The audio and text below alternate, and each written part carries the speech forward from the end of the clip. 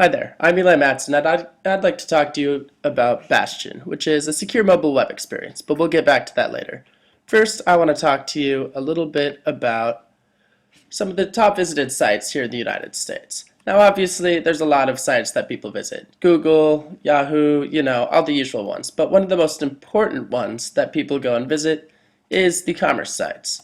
These sites are the things like PayPal, wherein you can link to your bank account and pay basically anyone on the internet. Bank of America, obviously a banking website. Chase, another bank. Wells Fargo.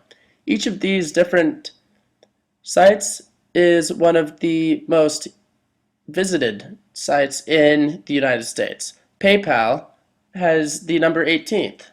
Wells Fargo is the number 47th most visited site in the United States. That means it gets upwards of tens of thousands of visits every year. And what's this mean for you? Not a lot, just that these are really important sites that a lot of people use, which handle our money, which is, in my mind, one of the most important things as we're kind of going through here. So everybody knows that, yeah, don't use Internet Explorer, it has a lot of bugs, people can hack it, but your mobile phones are safe, right? Not so much. All the way back in 2006, the first Trojan malware was introduced into the BlackBerry. Basically, it was tied into like a tic-tac-toe game, and the purpose was to kind of a proof of concept to see if they could actually, knock over a BlackBerry like this.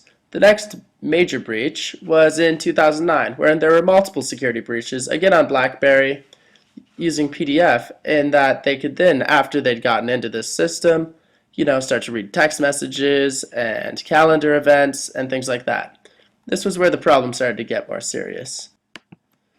Next, in March of 2011, there was another attack. This time, they'd started to move away from the BlackBerry, which had kind of started to die out in popularity, and moved on to Android, one of the next big markets here in the United States. And so what that was just another simple Trojan. It tied in through, another weird app download off of the open market, and it was able to, again, come in and start to read text messages, breach data, and other things like this. This is starting to be a problem. Now, finally, the biggest issue, in February of 2014, that's right, this year, Apple had a major security flaw in their own browsers. In this one, basically, they'd messed up their handshake, and here's the erroneous code itself. As you can see, there's two go-to fails here. For those of you who are a little more technically minded, this basically means that it always went to fail. And by going directly to fail, basically it never did a secure handshake. What does this mean to you? Well, maybe not a lot, but what it means is that every time you visited one of these banking websites, your Chase, your Bank of America online, and you typed in your password, it was right there out in the open for any attacker to come in and grab it. Now, how are we going to fix something like this? Well, the solution is with smarter browsing. Here is just a normal browser window. Obviously, it does kind of everything you'd expect to do as you come and visit Bing. You can go, you can scroll through pictures, you can look at things, you can type into search boxes. It's all really good and nice. Now here is Bastion. This is my product, and this is its rendering of the exact same web page. Obviously, you can do similar things. We can go, we can look at new pictures, we can browse around, click on a link perhaps if we wanted to, and of course we can continue to type things in and everything like that. Now, I know what you're all thinking. You're like, why do I care? Both of those looked very similar. In fact, maybe the second one looked a little bit slower, so why would I ever want to use Bastion? Well, let me tell you. In a normal browser, when you're browsing around on the internet, we went to Bing. It's a pretty safe site, fairly well maintained, so it was fine. But if anything were ever to get onto Bing and then try to upload itself to your phone, it would go directly into your device. Meanwhile, and this is a problem. Right now, that little evil Apple now has access to everything on your device. You can get into your text messages, you can get into your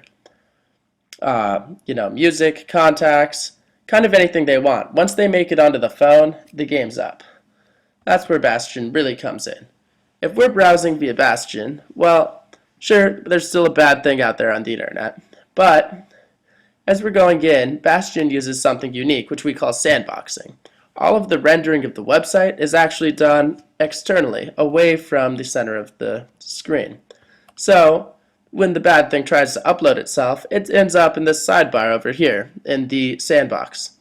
Now, what happens next? You're like, great, okay, so you've done this, you've rendered my website, I'm still looking at it over here, but it's been sandboxed away. Now, what this means for you is that this little Trojan never makes it to your device. And because of the way that we are creating these sandboxes using virtual machines that build up, the next time you come to that website, we'll be using a brand new, pristine sandbox browser over here so that it's as if nothing bad has ever happened. In this way, next time you go and visit your Bank of America and you type in your credentials, there's nobody in there listening in between. Finally, I think it's important that we end on the note of looking at the application. As you can see, the Bastion application is fairly simple. It has all of the usual accoutrements you'd expect out of kind of a normal browser. You're able to type in up here, go to Google's, deal with your URLs, and down here on the bottom we have our various buttons, so you can go back, forward, refresh, access your favorites, everything you'd expect out of a normal web browser. So, next time that you're trying to figure out a way to get clean web pages every time, settle with Bastion.